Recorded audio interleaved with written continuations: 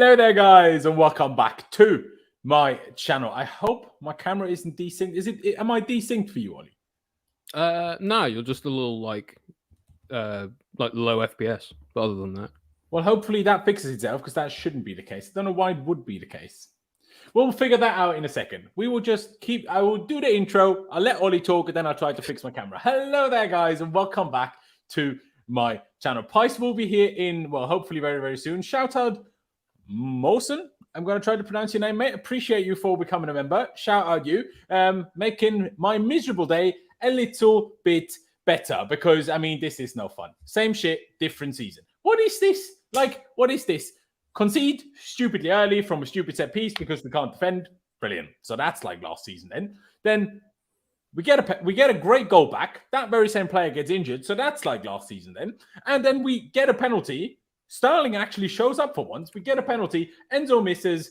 Otherwise, we probably win the game quite comfortably. But instead, we have a nightmare. And second half, we didn't do anything. Caicedo comes on, gives a penalty away. Like, it really couldn't have been much worse than it has been, honestly.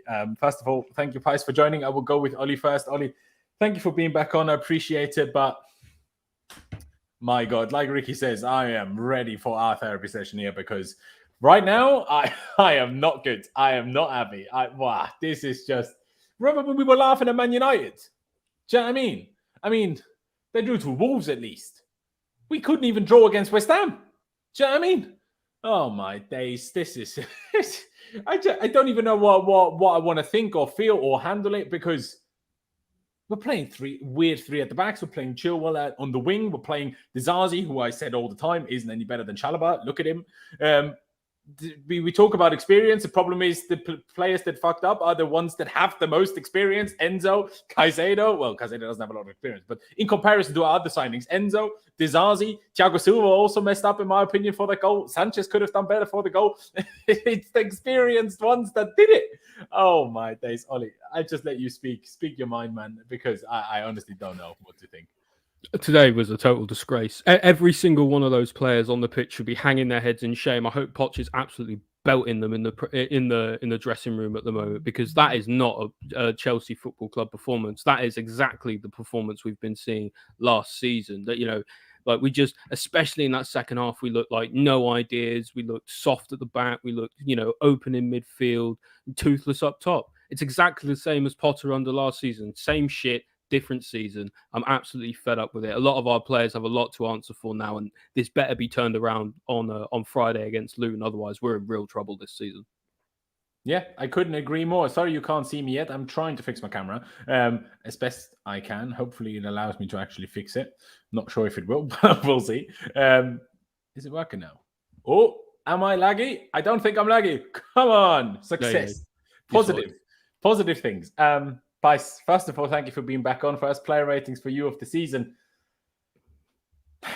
You're not lucky, man, because what is this? Like, does it to you also just feel like same shit, different season? Today just felt so much like last season. Obviously, we have different players, different manager, and the vibes are better, absolutely. But if you go back to, like, say, 10 months ago, does it feel any different? No, not to me, it doesn't. I mean, we have a sponsorless shirt, so that's something. But my God, it's just, I'm so annoyed. What about you, Pice? Pice, we can't hear you. Yeah, I hear. He's speechless. To be honest, I'm not as annoyed as you guys. I think this is a typical scripted game that we could have scripted beforehand. Our second record signing missed a penalty. Our record signing comes on as a stinker. I saw it before the game, to be honest, so the outcome doesn't surprise me. I'm just more annoyed that, again, like, we can't take our chances. And, I think we had, some really, really good play throughout the game. I thought we played really well. I think there's a lot of positives, but at the end of the day, we've lost, and it's hard to take. But, yeah, I'm not as annoyed as you guys, surprisingly. Yeah, that is a little bit surprising because, I mean, I take that we played well part for certain parts of the first half, especially the longer the first half went on. But did you think we also played well in the second half? Or is that mostly you talking about the first half after 25 minutes? Yeah, it was mainly the first half. I think when they went down to 10 men, I think, Ollie said it in our chat. I think not surprisingly, but you could predict that West Ham are actually probably going to be harder to face. And, I think Poch got a bit desperate in the end. I guess you kind of have to throw players on, but like bringing Mason Burstow on, I don't know whether that was a message to above or he generally believed he could do something, but that was a strange one for me. Madueke and Mudryk didn't really do much. It's frustrating that we can't seem to finish chances and like be ruthless. I guess that's the main comparison I will draw to last season, because there was like that at times. Our build-up play at times was good, but we just couldn't really, get enough goals. And I've been saying I do worry about lack of goals. I do. I think we need to do more about it, but I'm toying with it because like I'm in two minds where like if we go and sign like a Vlahovic or something, then our overall play may be 10 times worse than it is with Jackson, and we may not get like people say like, oh, go and get a striker, go get a proper striker. Well, that hasn't worked out for us in the past. So I feel like we've got one. Jackson is a proper striker, and we're having the same. Like we're $1 billion in the hole with the same problems as we had last season. Yeah, I think he had chances to score today though, and he didn't. I thought he was really good, but still, you do watch and you think like we lack that ruthless edge still. But whenever we go and get that ruthless edge, it's they do fucking shit as well. So it's like I don't really know. Like I'm caught in two minds. Like where do we go from here? It's like what do the club do now? Like if you go and get more attackers, then what's to say that actually solves any problems? Like it's just. At this point, like throwing more money at the problem just isn't going to fix things. We've got to just sort it out on the pitch. I mean, certain bits of throwing money at it will fix it because we don't have attackers now, essentially, with Chukwuemeka getting injured as well now. We don't have central attackers. We literally have Jackson and Burstow, and that's it, because Pochettino sees Gallagher as a deep six, which is its own separate issue. Indefinite with the super chat, appreciate it very much. Obviously, everybody else, if you want to get your thoughts involved, because I can't see every chat message, do use the super chat function. Of course, we will highlight it and talk about it. Indefinite says we need to be real. These players need time to mesh, and that's why I'm kind of struggling with it at the moment, because I'm like, on the one hand, I fully feel this. Like I'm like, it's the second game of the season. We're completely overhauled squad, a new manager, a lot of injuries as well. As much as that we complain about that every year, it's still a reality that obviously has an impact on us. The problem that I have is that's why I'm like, not at the grand scheme of things, I'm not so like annoyed, because I'm like, I understand that maybe the second half, when the opponents sit super deep and whether they're down to 10 men or not, that we struggle to break that down. That to me makes sense. That is part of the team needs to gel and mesh together, and that makes sense to me. But those are separate issues from missing a penalty, which, everyone can miss a penalty. I get it, but it's still not a good moment to miss a penalty, unfortunately. We're in another situation where we're like a bit seemingly undecided who's the penalty taker. If Reece was here, would it have been Reece? Would it have been Enzo regardless? Why do we leave out the striker? I don't know. But at the same time, like Jackson looked great in pre-season with his finishing, but other than when he skied it last week against Liverpool, I didn't even really see him shoot in 2 games. Like he runs like a crazy person and he's unbelievable. His touch is good. His hold-up play is great. His laying it off is great. But I barely see the man shoot. I don't even know if he's good at penalties. I can't even tell you just give it to Jackson, because I've never really seen him shoot properly outside of preseason. But obviously I could have done research and seen him at Villarreal. I'm aware of that. But you get what I'm trying to say. And then obviously these defensive mistakes. I'm like, you need to mesh together. But you can't just... They had 2 corners in the first 7 minutes. Both times, James Ward-Prowse put it exactly in the same spot. Both occasions, Aguerd got on it. No Chelsea player around him. Second time, it was Gallagher. First time, I think it was Dizazi. He got a bit closer and stopped him a little bit. And then Sanchez made a fairly aggressive, brave save. Second one, I don't think he can really do anything about it. But as I've already said in the group chat, half the fan base would have stayed in Kepa for conceding the same goal. And we'll talk about the second goal later on. But those are the issues that I'm coming from. I'm like, the players need to mesh, but we still can do more to be better. Why do we have to play Kobel at left back? Why do we have to play Chilwell at left wing? Why does Dizazi have to play when you have Kobel and Thiago Silva? Why do you need Dizazi there? I don't understand. Like, I get the aerial stuff, but clearly didn't work, did it? Like, how many more set pieces would we have conceded? Like, So that's why I'm like, no, he isn't. Not in my opinion, anyway. But obviously, it's early on. Like, things can change. Disasi in 2 months' time could look like the best centre back in the world. Rudiger looked awful when we first got him. Then he got a bit better. Then he looked awful again. And then he was the best centre back in the world for a season. But yeah, at the same time, it's like how many changes are happening. Mudryk constantly not playing, and then you bring him on every time and asking him to change a game. Can we not let these players settle in a game rather than having to come on and always have to make an impact? They're like, this is your chance, this is your game. Why does everyone else get all the chances, but when it's our young talented players, they're like, no, we throw them on. If you don't make an impact, you're screwed and you can't start again next week. It's just a whole mess of an idea of. And Chukwuemeka feels so bad for him. Like, what a goal he scored, and then to get injured like that looks fairly serious. Obviously, I don't know, but he didn't even put his knee down anymore. Didn't apply any pressure on it after. Doesn't look good now, does it? Like, could be any sort of tendon in the knee. Sterling for once turns up, but then only kind of does. I'm like, yeah, good. You won a penalty, and then the team misses his. I'm also like, should I be complaining at VAR because the penalty should have been retaken because Souček encroached before Enzo hit the ball, and then it was Souček who cleared the rebound. So I'm like, we can say that was a joke? I think it's fair. We can say that's an injustice, but we should be winning that game easily with or without the pen, to be honest. Like the fact that, we feel like we would have needed the pen to even get anything out of the game is just like, it shows how poor we were, I think. I don't disagree with you, mate, but at the same time, it's like the Premier League is not what it maybe once was 20 years ago, where it's like there are certain opponents where you're like, you just should be expected to win. We're also not what we once were. Yes, we paid a lot of money for all of the players in our team, but they're all young, and we paid most of that money for their potential rather than their current quality. And I think sometimes people forget that a little bit, both Chelsea fans and opposition fans. So I'm like, yeah, we paid crazy money for a lot of these players, but not because they're worth that right now, but because they have the potential to be worth that in the future. And that's why you then have to pay, because the other clubs are like, well, he could be amazing though, so we're going to charge crazy money, which makes total sense. I get it. That's why we're signing the likes of Ugochukwu to sell them for 60, 70 million in a few years, because they're not going to get game time. Let's be honest now. It's not worth anything if you can't beat West Ham, away, is it? Like, that's the thing. I think we can say all the reasons and we can give all of the excuses all we want, but we were piss poor today. That is the long and the short of it. I think Pop got it wrong. I think the players certainly got it wrong. And this is what happens. Like, Pice made a good point on Twitter. This is what happens when you have a young team. It's naive, and you're going to get sucked into these strategies that some of these other teams play, especially, getting sent off, sitting back low, saying, come attack us, West Ham were.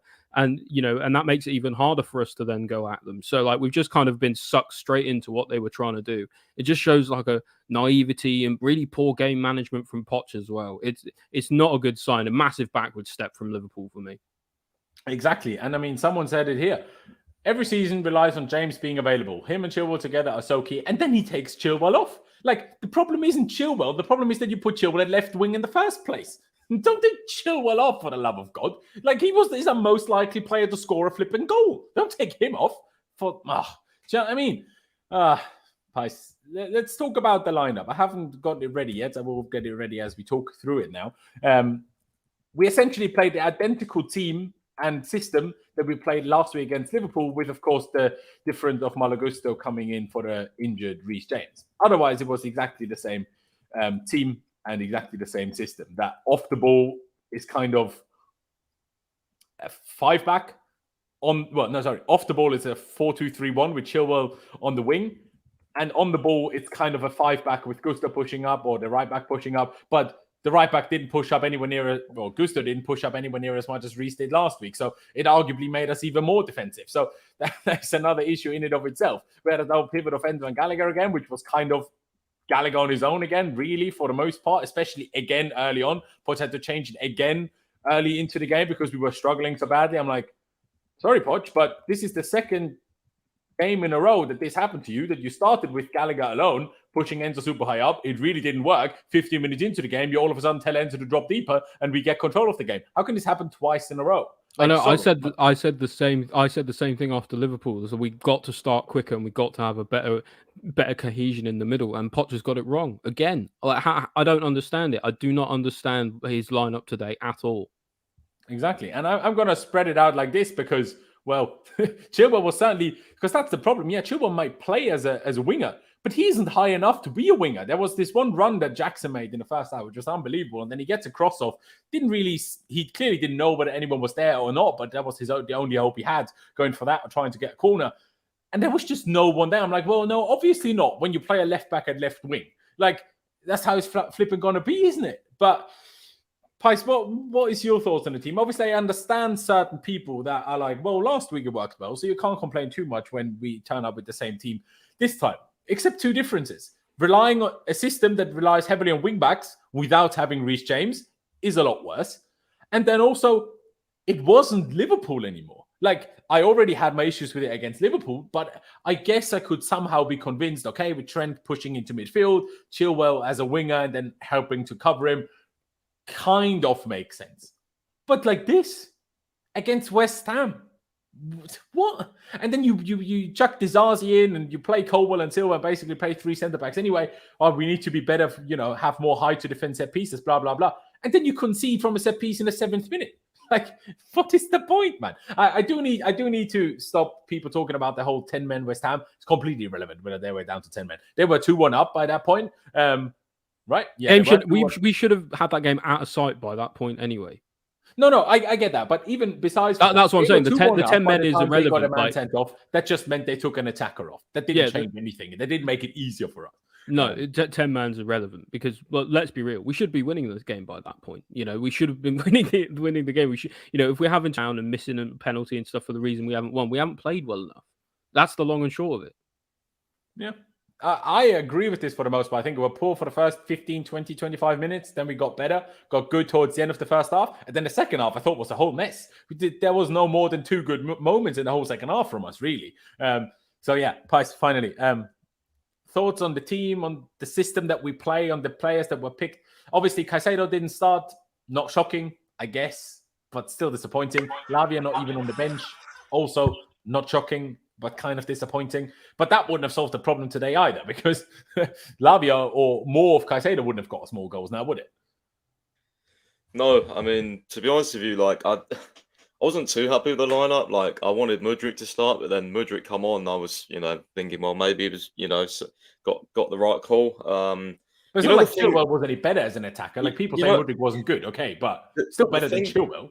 The thing that annoys me the most about this game, I don't know about you guys, but Colwell playing left back just really irritated me for some reason. Like, mate, I've been screaming about it in the group chat all day. I know it's a 3 at the back, but it's a 4 really. Like, because Chilwell was basically playing on the wing. Like, we saw this last week, and it's like, I don't really know what to think, because for me, I was engrossed in the game. I thought, we're all over them in the first half. I thought we had, like, every time we went forward, I was getting excited. I felt like we was going to score. Like, I was enjoying watching us. So I can't be like, oh, I hated the lineup, because technically it worked, but it didn't because we lost. So I don't know. I'm a bit in the middle.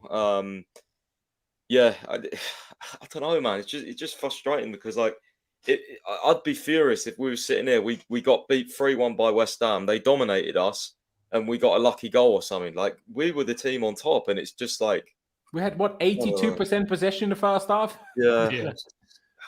It's just made no chances with it. Frustrating more than angry, to be honest with you. Like, I'm frustrated more than I'm pissed off.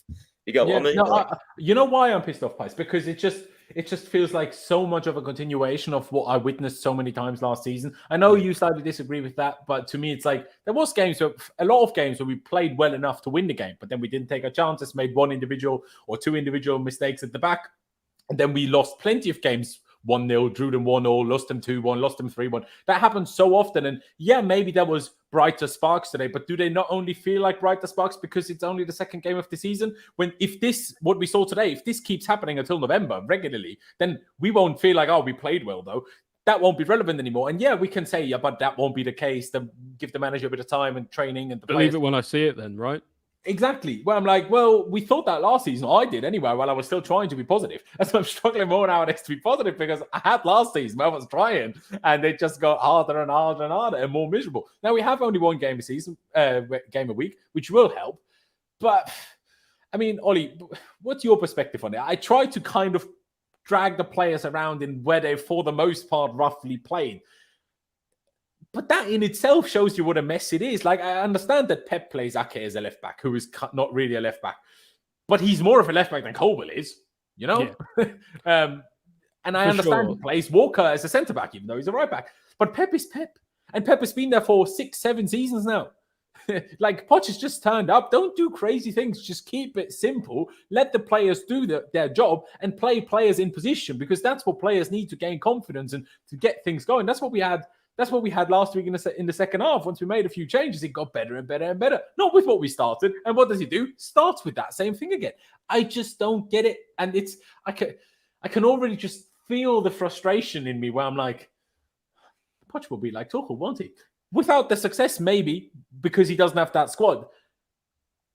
But it will. I can already feel it. Like, every week I will be kind of annoyed with the lineup. I hope I'm wrong, but that's what it feels like after 2 games at least.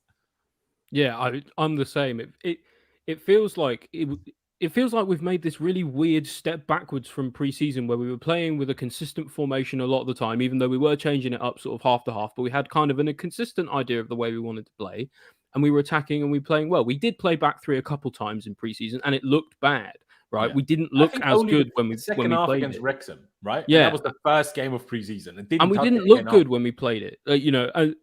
And so when seeing the lineup come out against Liverpool, you go, okay, it's Liverpool. They want to really go at us. They want to attack us. 5 at the back makes sense for that. And it did. And Poch got it right after he made the tactical tweak in the game.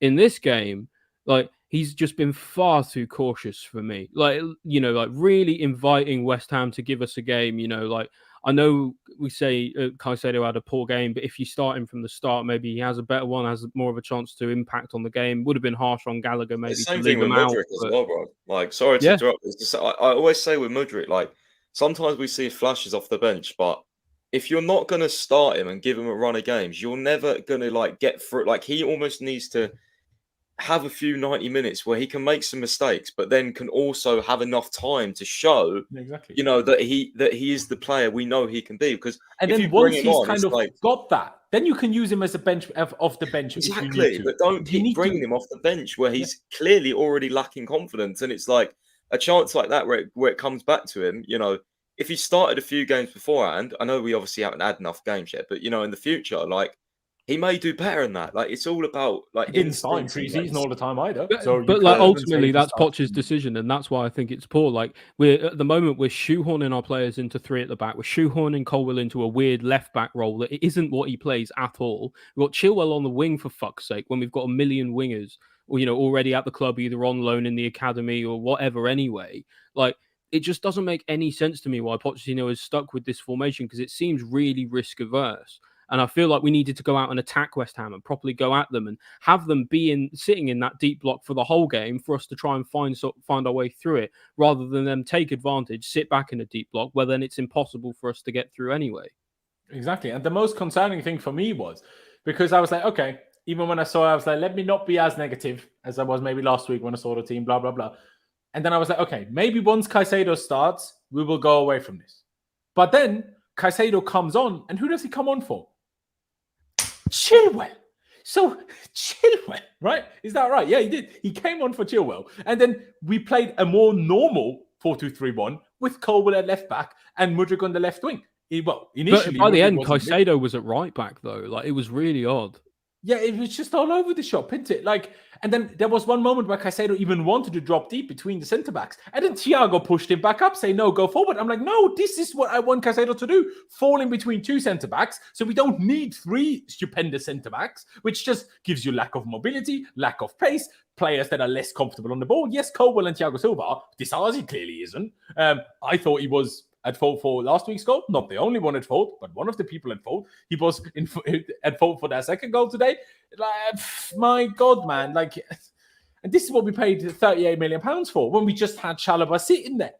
I mean, now he's injured, but still. Like I say, that's what frustrated me even more, that when Caicedo came on, even then, we didn't do a normal 4-2-3-1. Even then, he didn't take Disasi off. No. And again, I just don't see the reason why. We had a formula that seemed to be working in pre-season against Premier League opposition. You know, we played against Teams that are better Brighton than and West Ham. Dortmund, and teams that are altogether better than West Ham. Yeah, it's pre-season, but we actually looked like we knew what we were doing. And today, it's just the shades of last season all over again. Doing these random crosses into the box that aren't aimed at anybody, passing it around the edge of the box without any real way through, no pace, no verticality in the game. I know people don't rate and like Havertz, but Havertz is better in the air than Jackson is. So the crosses are even more pointless now. Yeah, I'm just missing our chances and not taking what the few opportunities that we're going to get. These guys have got to get more clinical, and it has to be this season. Otherwise, we're just going to finish mid-table again, and nobody wants to hear that. I'm sorry, but if we play like that, like we did today for the rest of the season, we don't deserve Europe. We don't even deserve being in the top half. I agree. I don't disagree. I mean, Super Monty also super chat. Sorry that I didn't get to it before, man. It says we need Kudus immediately. Who's going to score goals? I don't disagree. I'm not as hung up on that it needs to be Kudus necessarily. It can be others because of the AFCON situation, because then you have Kudus and Jackson gone before Nkunku is potentially back, depending on how his rehabilitation goes. And then what do you do, right?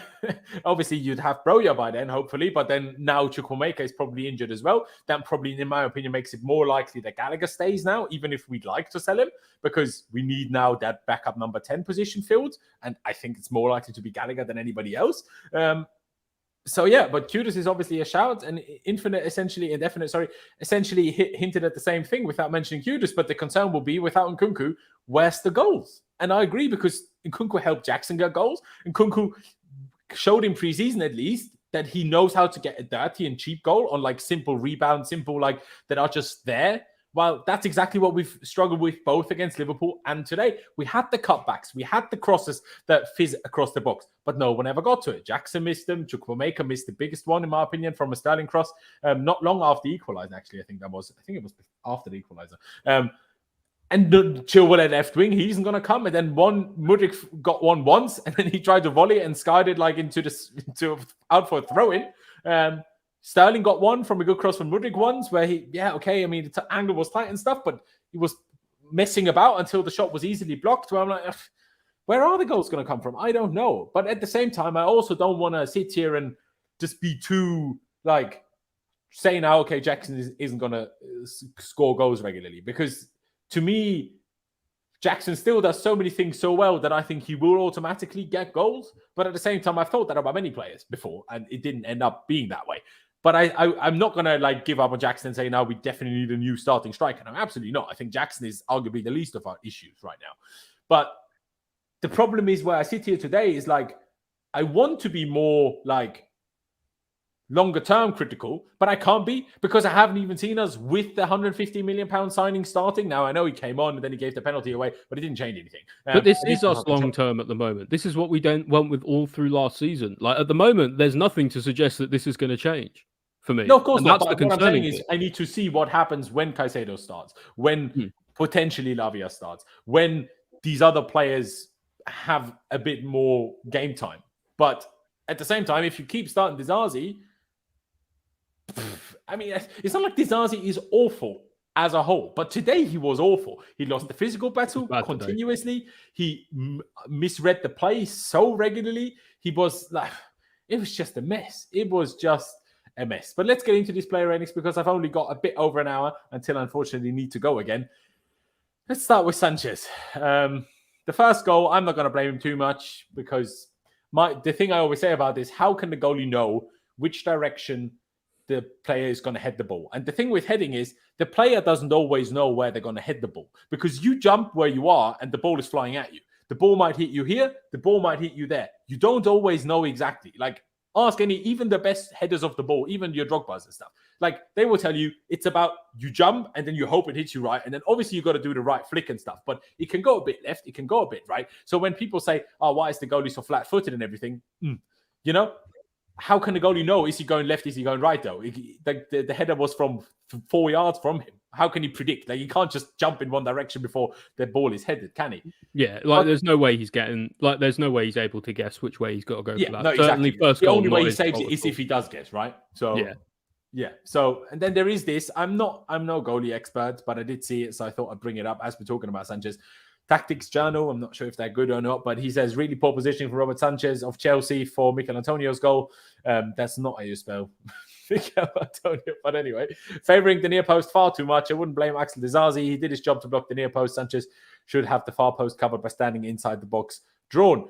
It's not wrong. Sanchez also had a hand on it, but not enough of a hand to keep it out. But obviously, he's only saying Disasi isn't at fault for the eventual shot. Disasi still caused the whole issue by first not getting the ball. Well, first Thiago caused the issue by stepping up and being caught in the middle of nowhere. Ball was to his left, opponent was to his right, and Thiago was in the middle doing nothing. And then Disasi had the ball, but was surprised that he had the ball, kicked it straight to another West Ham player, and Antonio ran in behind. And then Colwell lost him as well. So then Colwell also didn't look great. So then all three of our centre-backs that played today all looked bad for that one same goal, and even Sanchez didn't look good. But yeah, he made two good saves. That one very early on from that first corner. That was brave and strong. And then after Caicedo nearly gave another goal away, before he even gave the penalty away, he made a strong save with his foot. But at the moment, I think the stat is that Sanchez has now conceded 4 goals from 6 shots on target in his first 2 games. That's not great. It's not great. Yeah, he didn't look great on that first goal, but second goal. But as much as I've been a bit, not critical of Sanchez, but more comparing as is this better than Kepa? Would we have conceded more goals in his first 2 games than Kepa? Absolutely no chance. But did he do bad? No. But am I still going to give him any more than I don't know. I feel like a 4 is a bit harsh, so I kind of want to say 5. But I don't know if other people are going to say a 4 is justified. Pies, I will let you go first. What would you give Sanchez? And what do you make of that tweet that I had up as well? Like, do you think Sanchez at all did anything wrong for the goal? Do you agree with that he could have stood a bit further over? What do you think? I don't know. Apples and oranges, really. I think, trying to... I don't know, I thought it was a great goal when it went in. But yeah, I mean, Antonio really bullied us all afternoon anyway. Definitely an underrated player for sure. But Sanchez, I think he made a couple of good saves, but 3 goals conceded. I'll probably go 4 just because, I think maybe he could have done a bit better on the penalty as well. Like, I know he went the wrong way, but just generally, I think I don't really have any very early, right? Yeah, I don't really have much confidence in penalties with him because I think he's got quite a bad record. So, I'll go with 4 today. You know what? I'll go along with the 4. Ollie, your thoughts on Sanchez?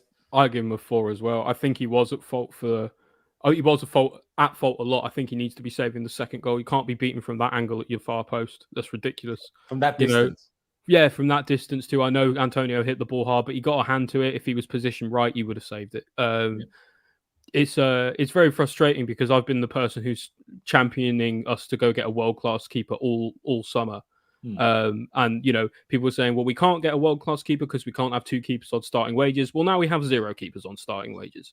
And so true. As a result, we've got Sanchez. If we'd gone for someone elite like I asked for in the first place, then we shipped out Kepa, we'd be in an absolutely much better situation than we're at now. But I can't expect anything different from Sanchez because I don't think he's good enough to start for us. So it's a 4, but I'm not surprised at all. Yeah. There you go. We have another super chat here by Shashank. Sorry for butchering your name. He says, Dubois tweeting Lukaku prop, the ultimate troll. I mean, he is the ultimate troll, but no. Thankfully, Pochettino, at least the one thing he's right on if he's wrong with his formations and systems and subs and picking certain players that start. At least he's right on not going to use Lukaku, which I'm happy with. But I appreciate the super chat. And yeah, I guess we move on from Sanchez and we go to, let's just get it out of the way, shall we? Axel Disasi had a promising debut with obviously the goal that got us a point, the only goal that did get us a point so far, to be fair. But didn't look great before that goal. Looked good after that, but not good before that. And today he kind of didn't look good all game long. Now, even John Terry, to be fair, at the beginning of the game tweeted he really likes the look of Disasi. Not sure what he thinks about him now. But yeah, so, I mean, for that second goal, he couldn't have looked much worse. I will be perfectly honest. Like, what is he doing? I'm sorry. But then the amount of times also people just ran past him and he was just so caught in the middle of nowhere. I'm like, this is why we play a back 3, to not have these things happen. And then they happen anyway. So why are we playing a back 3 in these situations? Like, what's the flipping point? I Difficult to how to rate him today because honestly, I didn't really see him do many good things. If anyone did, please tell me. But I don't really remember him doing any good things. So then, what rating do I give it? Right? Like I could do 0, I could do 1, I could do 2. I think I'm gonna go like 2 for now. But if someone has anything that he did do well, please tell me, and I could go like 3 or whatever. But a couple of people in the chat said 2.5 now. I don't know how you randomly came to a 2.5, but fair play. But Ollie, I'll let you go first. Is a 2 around the area where you'd go? Would you go for something even lower? Would you go a bit higher? I don't know. I think 2's fair. He was really poor today. I don't know. I'm kind of past the point where I've got so much energy to give to go at these players because it's just the same shit we saw last season with new faces. So yeah, 2 for Disasi. Absolute disaster. Sorry, I didn't realize that was the end of your sentence. Yeah, fair play. 2. Pice, do you agree with that 2 as well, or would you go for something different? I'd go with a 1, to be honest with you. I'm only giving him a 1 because I think he made a few decent line-breaking passes, but other than that, he got bullied like hell from Antonio, which is not a sin because Antonio is probably the strongest striker in the league, but Disasi's a unit, man. Like, I thought it's with Colwell as well. Like, be stronger. Like, it was just embarrassing at times. Like honestly, it was like Antonio was facing like Lisandro Martinez or something. Like, bro, he looked like a player who was dealing with a French league player. It was crazy. I'm going for 1 because I think definitely the Antonio goal. It just looked a bit of a mess as well. Remember, what's that? Got booked as well fairly early on. Yeah, he did. That was a stupid tackle. Yeah, I'm gonna have to go unnecessary in that part of the pitch as well. By the way. I thought. Yeah, it was also that stupid cross at the end, which really pissed me off when we was trying to build momentum, and he just randomly booted it off the pitch. I was like, no. I was like, it's like, oh, that's when I just think, okay, I'm not having any hope anymore. Yeah, exactly. It's so annoying. I mean, the stats necessarily don't look that bad. 99 out of 111 passes, so even 10 more than he had last week. Ground duels, 2 out of 4. Doesn't sound as bad as I remember it, I'll be honest. Aero duels, 4 out of 4. It's good. Tackle 0 out of 1, but I guess if you only attempted 1, it's not that bad if it doesn't win any. Yeah. 1, 2, doesn't really matter, does it? 1.5 overall. Let's get to Thiago Silva then. Yeah, I mean, as much as Disasi made the bigger mistake and the worst mistake for the second goal, Thiago Silva was the first one that made a mistake because he stepped out, like I explained 5 minutes ago already.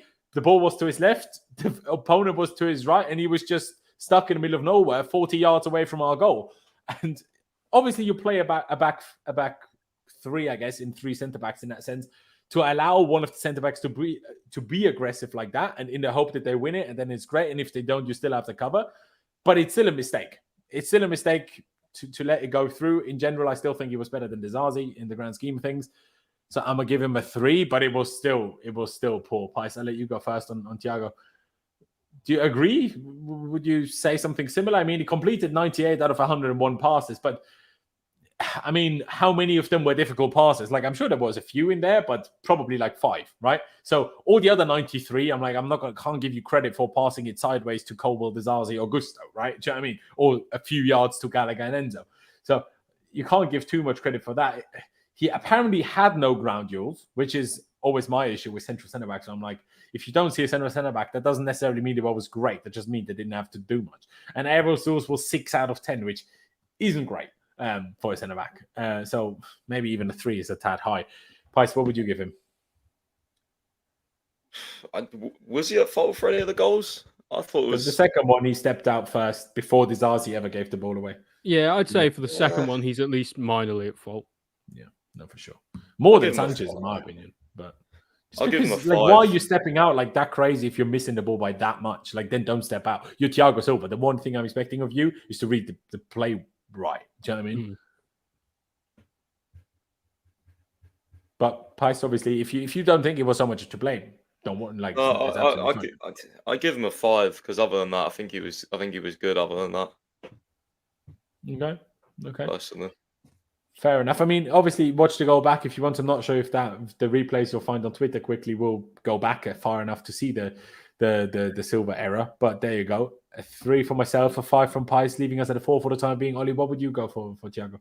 I'd probably give him a 3.5. But the reason being is just because, as much as everyone keeps talking about all our experience, he's got more experience than everyone else on the pitch combined, and it's not doing us any favors. He's a de facto leader of the squad. Dude, lead. Do what you have to do. Push people around, get people in the right positions, because at the end of the day, he's one of the people who the manager is going to listen to. He's one of the players who is really important in our team. He needs to be doing the leadership role as well. And today I just didn't see it from him. So 3.5. There you go. And apparently, according to Age Naku, Poch just said trust the process. Brilliant. Oh, for God's sake. Almost like Potter saying is what it is. I wonder if anyone asked Poch about it. I think he said believe in the process, not trust the process. Oh, great. That's much better. Say it again. Hi, sorry, I didn't hear. I think it was in the middle of a sentence. He said, like, we need to believe in the process, not we need to trust the process, but same thing, kind of. I mean, is he wrong? No, he isn't. Like, he obviously that's no, true, but nobody wants to hear it. No, we heard it all last season. Shut the fuck up.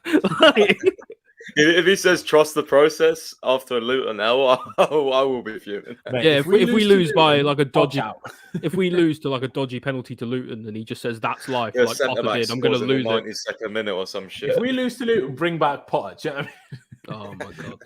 I'm obviously joking. But yeah, definitely with another super chat, mate. Appreciate it. He says, Dizazi cost us the Diaz goal as well. Better in a 4. I agree. I mean, he wasn't the only one at fault for that Diaz goal. Also, Reece could have done better. And in my opinion, Sanchez could have done better.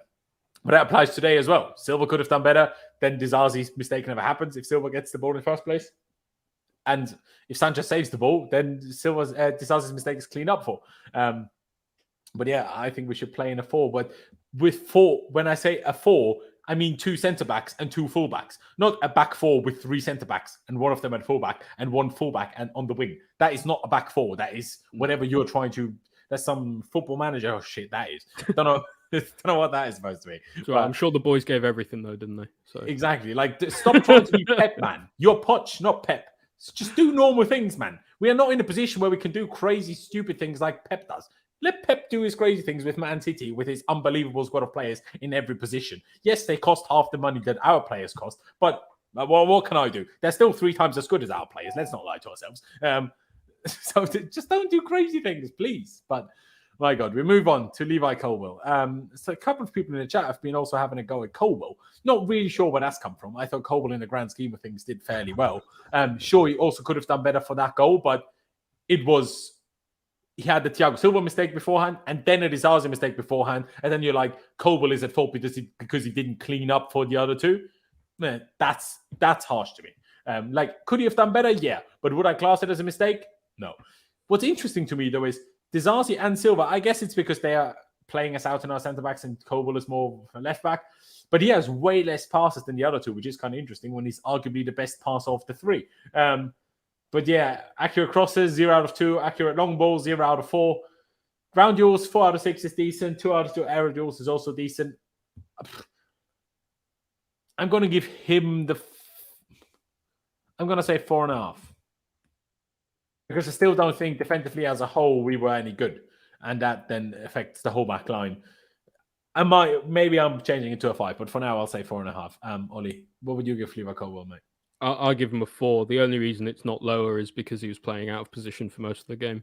Don't want to see him at left back again.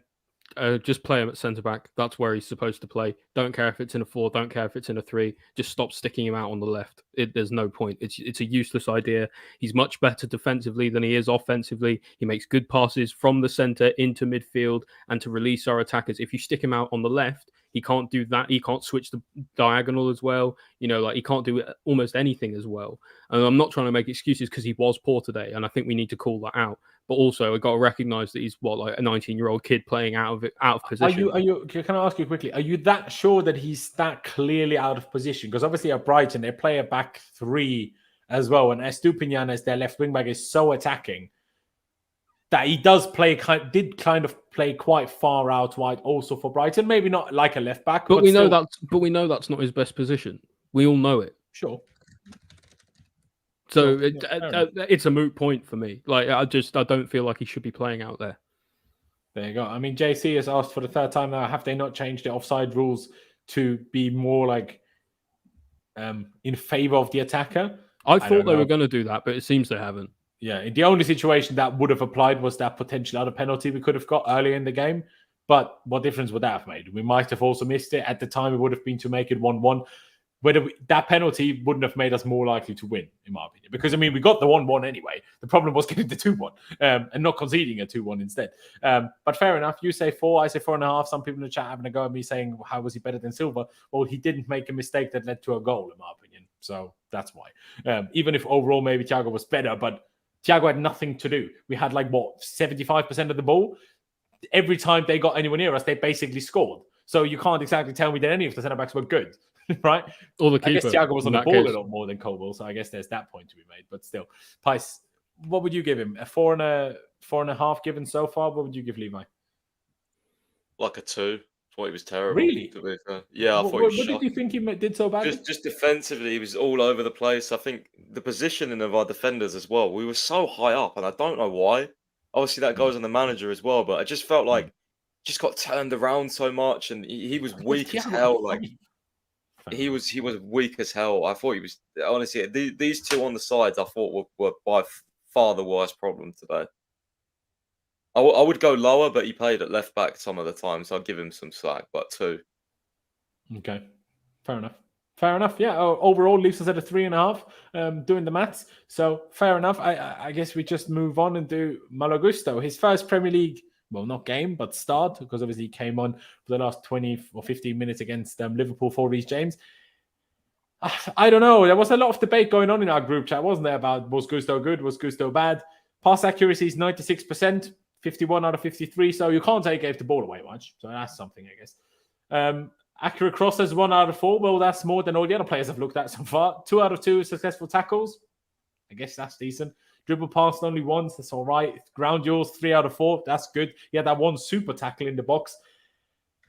I know you guys are going to disagree with that probably, but I'm going to give him a 6. I think he did enough to be average. I don't think it was good, but I think he did enough to be average, especially for your very first Premier League game at the age of 20. Very first Premier League start at the age of 20. I think it's justified to get a 6. It's okay if you guys go lower, but that's what I would go for the time being. By the way, ladies and gentlemen, we have over 400 people watching. Subscribe if you haven't already. That would be massively appreciated. And hit that like button. Let's get to at least 150 likes right now. Maybe 200. But who should I let go first? I guess Pice. Gusto, do you think I've gone way too high? I mean, Naku said Gusto saved Dizazi a few times. Not sure if I can pick out specific ones, but still, I gave him a 6. What would you give him? It's difficult because I did think he saved us a lot defensively, especially with his pace coming back. Going forward, though, I don't really think he did enough. He had a few sloppy passes as well.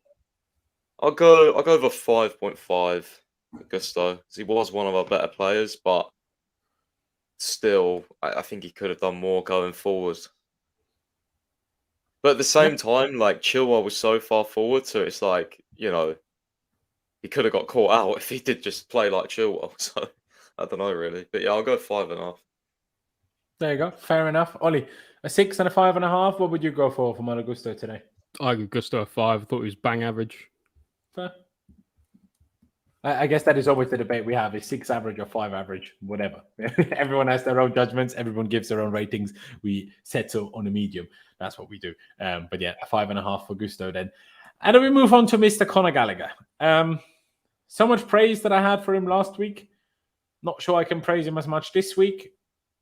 Would I say he was necessarily awful? No. Pass accuracy 92%, 54 out of 59 passes. Good. Didn't give the ball away in that sense. Accurate long balls, 1 out of 1. Tackles, 1 out of 3. All right. Ground duels, 4 out of 6. That's pretty good. Recoveries, 5. Interceptions, 2. Clearances, 2.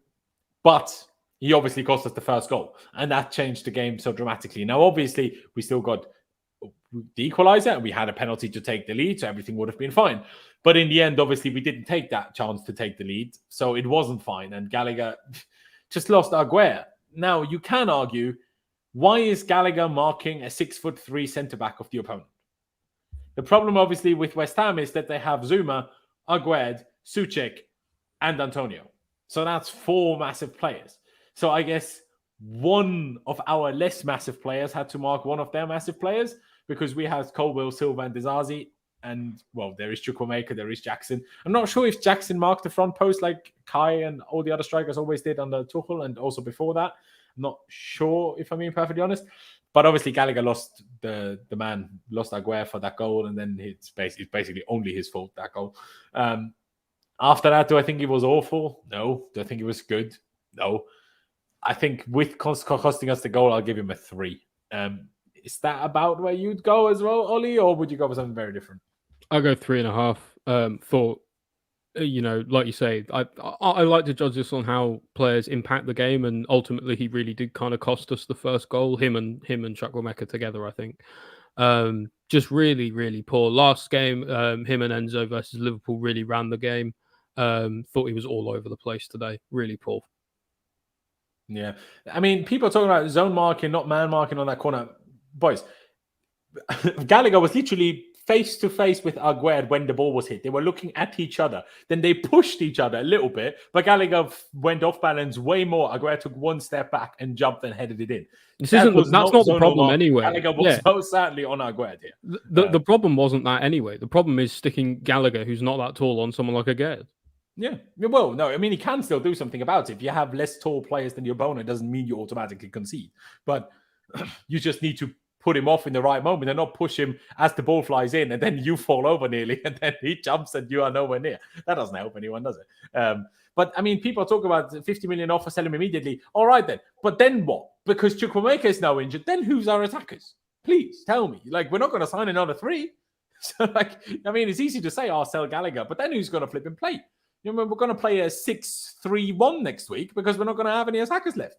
Do you know what I mean? Just play. Refuse to play Mudryk, so just play 6-4-0 for the rest of the season. Yeah, no, you leave Jackson up front, but but yeah, fair enough. A 3 and a 3.5 price. What would you give Gallagher?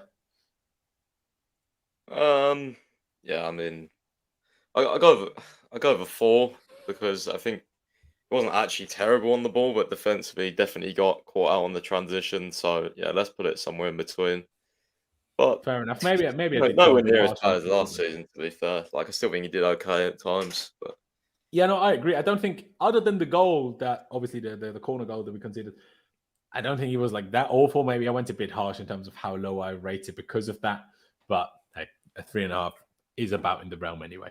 So I guess we take that. And now we go to Enzo Fernandez, who, I mean, he played well in the grand scheme of things.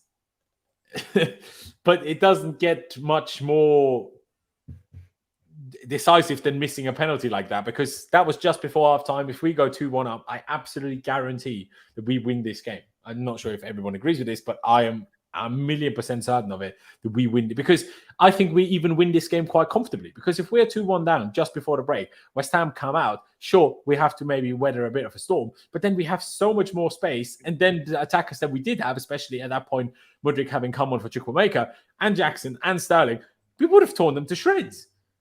But unfortunately, Enzo missed, and it was a really bad penalty. Really bad. Like, I so badly missed Jorginho's penalty when I saw it. I'm like, no, please. Oh, my days. It was bad. But obviously, his stats, he didn't play a lot of long balls today compared to usual. Only 7, and only completed 4 of them as well. In the first 5 minutes, he had 2 misplaced passes. I was like, who is this, and what have you done to Enzo Fernandez? He sorted himself out as the game went on, played some lovely passes, a couple of them to Sterling, I feel like 1 or 2 maybe to Jackson. Some really good passes, could have had some assists. Didn't, and missed the decisive penalty. I think overall, I would maybe give him, I don't know. Overall, I think he would maybe get a 7 if I take the penalty out of it.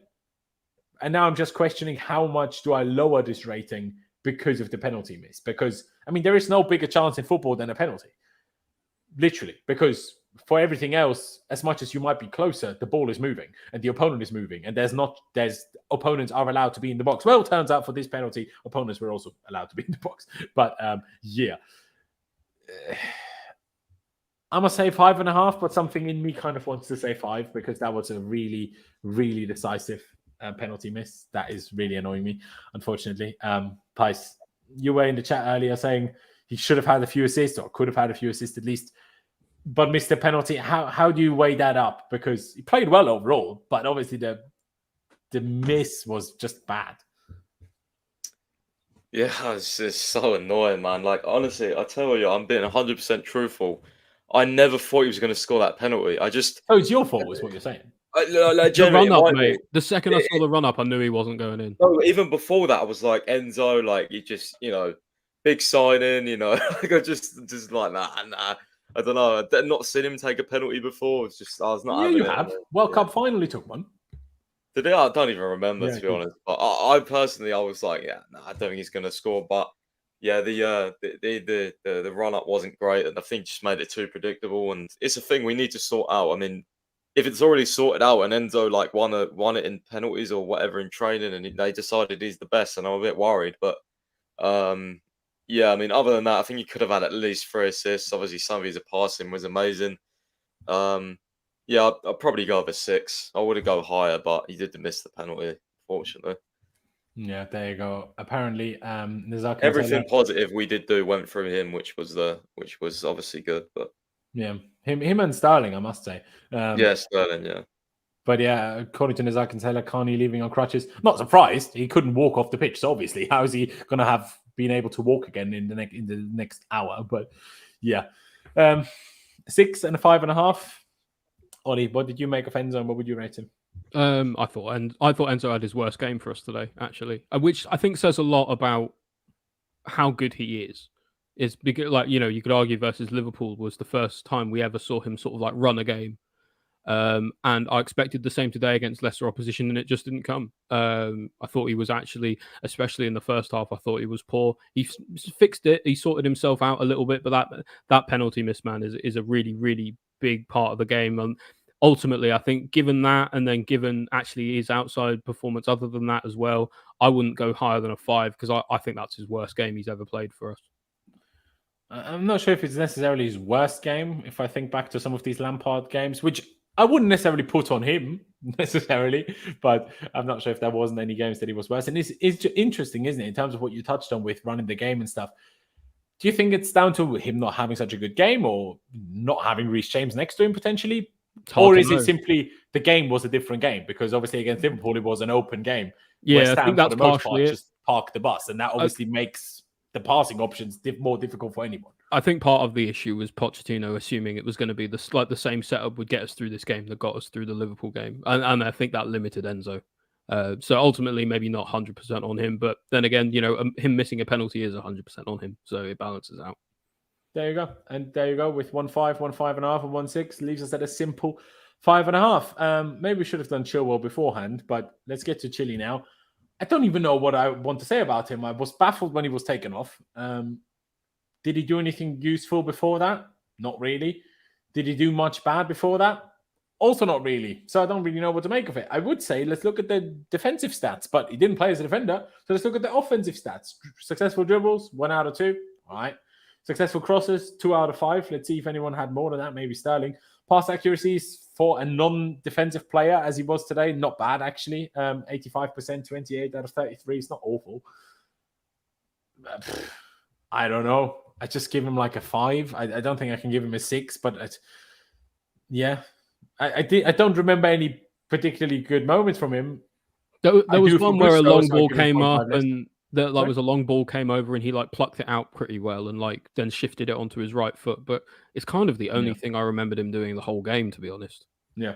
It's just that's the annoying thing about it to me, because it seems like, it feels like, as much as Poch might have this idea, let's play Chile on the wing, but it seems like to me at least, the players aren't necessarily buying into that, because we don't use Chilwell like a left winger. Like, the team doesn't use him as such. We don't give him the ball in those positions. He doesn't get in those positions that I would expect a left mid or left winger to get into. So essentially, all that meant is... You've seen some of these screenshots, bro. He's literally as a bloody, like, he couldn't be more of a left wing than what I'm seeing in these screenshots going around Twitter. It's mad. In terms of his positioning in general? Yeah, like he's either up front or he's like left wing, almost in the goal, offside most of the time. Yeah, I mean, I guess I hear that. I'm sure, I haven't seen the screenshots, but I'm sure there is moments where he was very high up the pitch. That's not what I'm questioning. But when he needed to be, when he needed to give us width, when he needed to be a passing option to stretch the play and not only attack on one side, then he wasn't where he should be. That doesn't mean that he wasn't high up the pitch sometimes, but not when he needed to be high up the pitch. At least that's what it felt like to me. And he certainly didn't get the ball much. I mean, obviously he didn't play the full game, but how many touches did he have? 49. You compare that to Sterling. How many did he have? 78. Like, not fully double, but like close enough double. Sure, Sterling played, to be fair, Sterling played half an hour more. Sorry, I thought he said 81, not 61. So maybe I shouldn't take that into account too much. But yeah, I will say 5. Maybe someone will say something different. But yeah, Pice, Eman is telling me to tell you to unblock him. But Eman, sorry, I don't tell Pice who to unblock. I'm sure he had his reasons to block you. So unlucky, mate. But yeah, Ollie, Chilwell 5. Is that around where you'd go? You said you don't really remember much. What would you give 5? He was bang average. So for his performance, I give 5. But if I could give a score for like this experiment of him playing on left wing, I give it a -1,000,000 because I hate it so much. Yeah. Whatever happens in our next game, Chilwell either has to be playing left back or not playing, because we can't shoehorn him into the team at left wing. It doesn't make any sense. It takes time away from our actual attacking, wingers who we can get consistency in game time. I don't care that he's the vice captain. I don't care. Just play him where he's supposed to play. Exactly, because for me, like, his biggest attributes for attacking, now obviously the shooting and getting into good positions, blah, blah, blah, all of that. But his biggest strength in attacking areas when playing as a wing back or a left back is that he makes these overlapping runs because he has got good pace and then gets into good positions, either arriving late or creating space by overlapping, like I say. But him being the left winger takes all of those things that he usually does well coming in the attacking areas away from him, in my opinion, because no one overlaps him. So that, because Cobble never got high enough forward, and other than when Chilwell dropped. So there was no one really helping Chile. That means he was always outmanned whenever he was in a useful position. Sure, Chukwuemeka shifted over a few times to help him, but in the grand scheme of things, he was kind of on his own the whole time. So I'm like, what am I expecting you to do? Even in the first place, let's pretend we still had Reece James. Then Reece James should be, if we picked one of the fullbacks to play on the wing, it should be Reece James, not Chile. Like, I don't understand how Poch has come up with this idea. And if this is like, oh, he's vice captain, well, then you shouldn't have made him vice captain. Like, make him vice captain if he plays left back, perfectly fine. But don't make him vice captain and then be like, oh, actually, I don't want to play him left back, but now he's vice captain and Reece is injured, so I need to play him and I'll play him left wing. That's not the solution here. Yeah, it's stupid. If Sanchez gets injured, are they going to stick him in goal? Makes no sense. Probably. I mean, it's probably better than Bergström, but that's its own separate issue. But yeah, someone in the chat is very unhappy. Chilwell 5 should be 0. He's the worst player at the club. I mean, Maxwell, you are deluded. But maybe 5 is too high. I don't know. I don't remember bad things. I don't remember good things. So that's why I went 5. Pice, what about you, though? I'd go around the similar sort of range bracket. Probably go a bit lower just because I don't think he provided an awful lot going forward, like usually he does. But yeah, I'd probably go over 4, to be honest with you. I think he had some moments where the West Ham used him as the pressing trigger as well, which I always say. And I don't think like him and Colwill, like when they either get in the way of each other or they're so far away from each other that it doesn't make sense. So yeah, that annoys me as well.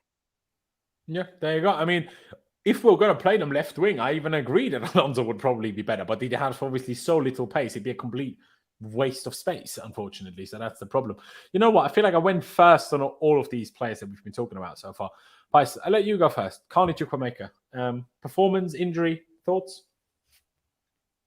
Great performance. Looks like a terrible injury, can barely walk. So I reckon he's going to be out for a few months, which is great.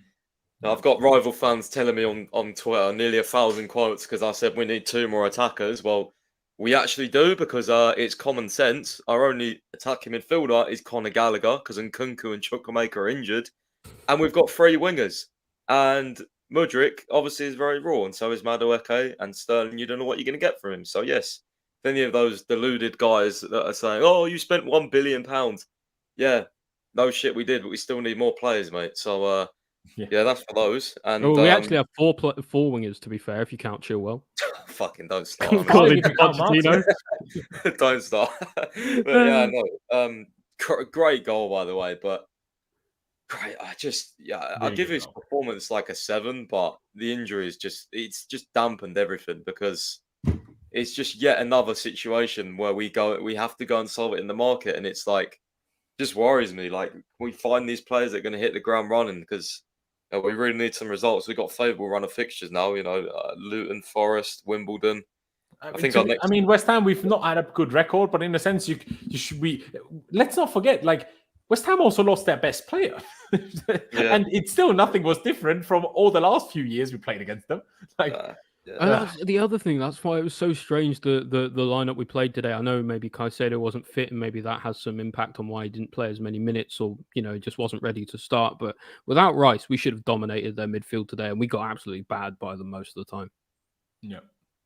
I mean, did we? Because we had 76% possession, 82 of which in the first half. I don't think we got outdone in midfield. We just didn't really know how to get the ball in dangerous areas. I think that I was going to say, great. How about some chances, please? Exactly. But is that not winning the midfield? I don't know. West Ham didn't even try to win the midfield, did they? Like, really? I was going to say, it was more uncontested than anything. Yeah, no, exactly. But we just didn't really do that much. Yeah, we can also just keep show or not. How about that? At the same time, you know what you're doing, Marcus. If you're going to spend God knows how many hundreds of millions more, it depends on who we're going to sign. If we're going to sign bloody, I don't know, like it doesn't look bad. But if we sign Barcola now, that doesn't solve anything. That doesn't solve any of our issues. Getting a 19-year-old from Lyon who's had his breakout 6 months, just the last 6 months, that's not going to fix us. Like they're just going to have issues. But I would probably agree with you, Price, and give Chukwuemeka a 7. I was weirdly going to put in our group chat literally a minute before he scored. I was going to say, I feel like I need to see a bit more from Chukwuemeka, but not in a sense of that I was like he was poor, but that I thought every time he got on the ball, he felt like he might do something. So I wanted him to make himself available more and get himself on the ball more. Also, what I was touching on with Chilwell, that he was always outmanned really on that left side and couldn't overlap or whatever. I wanted Chukwuemeka to kind of drift out wide a little bit, especially while Enzo was quite high in times anyway. But yeah, I would probably go along with the 7, and just a real shame. But now Crutches now couldn't walk off. It's probably some sort of ligament in the knee. Who knows what exactly it is? Could be anything. Looked bad though, didn't it? Yeah, it looked bad. Honestly, I have no idea when exactly it happened. Did it happen on impact?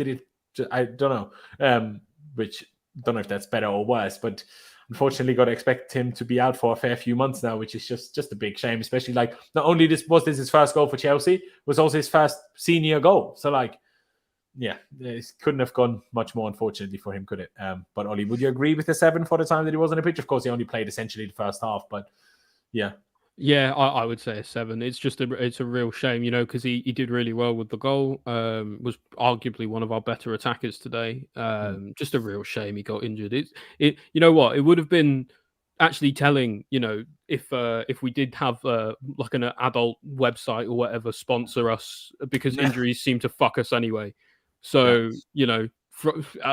it just seemed, whatever we do, it seems that there's something wrong with our medical department. Maybe there's something wrong with us signing injury-prone players. Maybe it's just unlucky. I don't know, but I feel like something's got to change.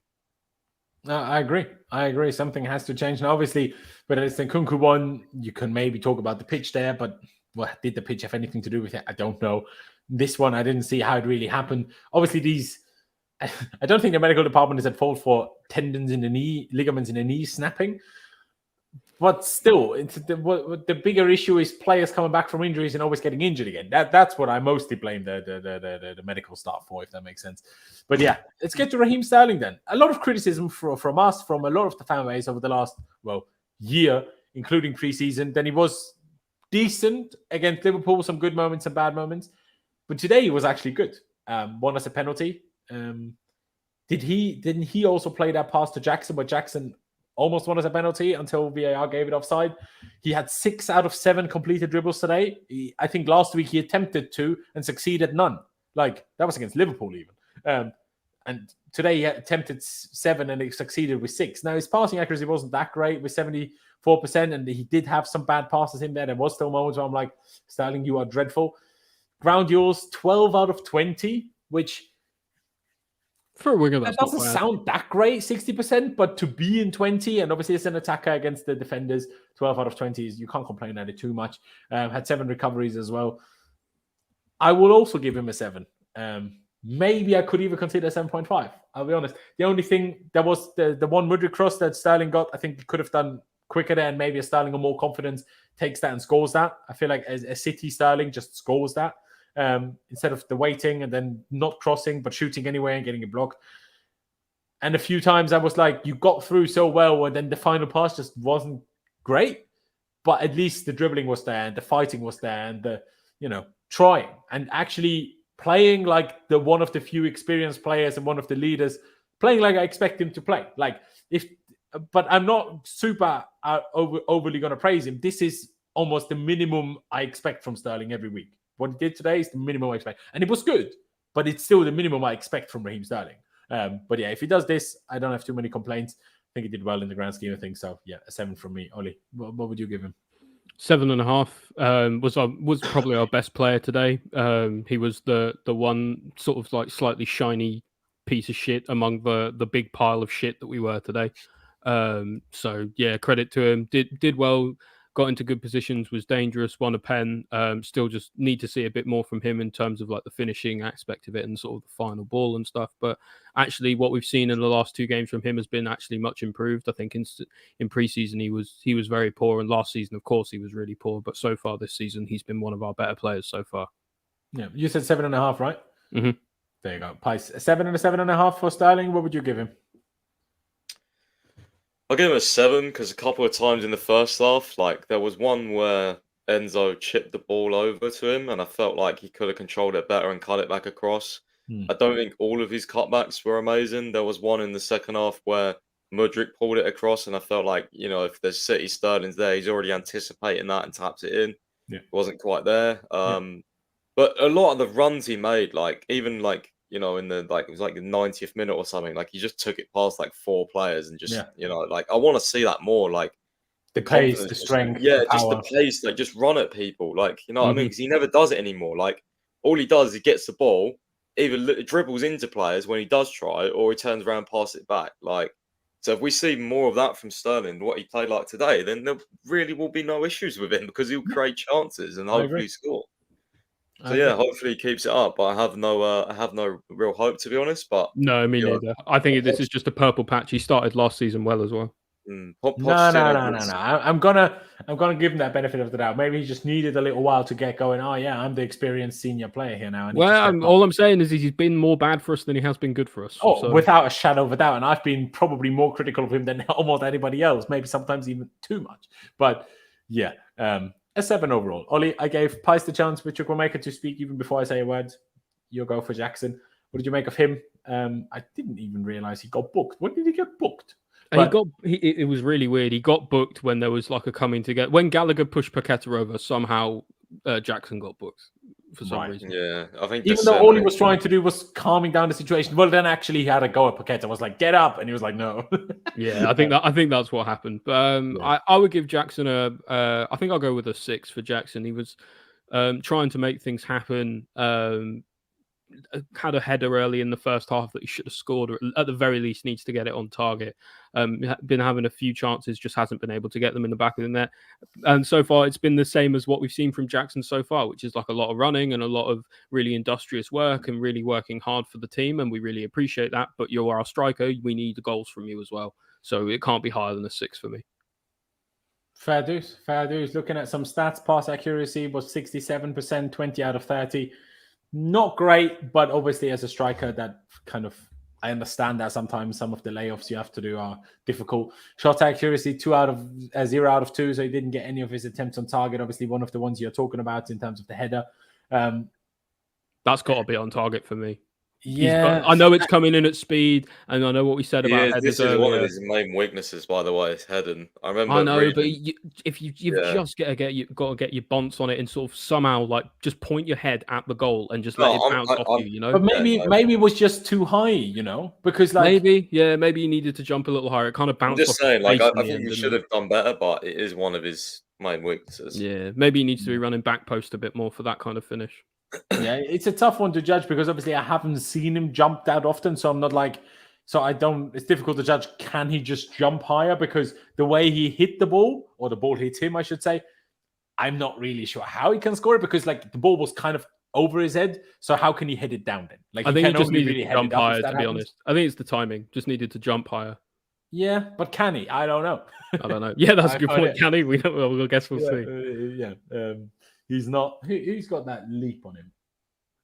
Pulisic always had a massive leap, but that doesn't help now, does it? Price, a 6 for Jackson from Ollie. Would you go along with that? It's a tough one because I agree with Ollie in a sense in terms of what he said.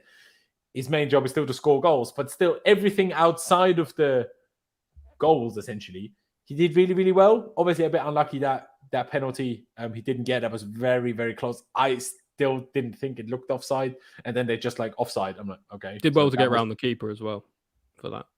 He didn't? Oh, he did. Yeah. Yeah. No, I agree. I mean, I still wasn't 100. When I first saw it, I thought he dived, but then I saw the replay. I'm like, no, well, he didn't dive, but he still kind of fell over. So, like, it's still a foul and a penalty for me, if it wasn't offside, obviously. But I wasn't actually sure if the ref was going to give it or not. I wasn't 100% sold. I don't know. But, yeah, Pice, what did you think of Jackson? What rating would you give him?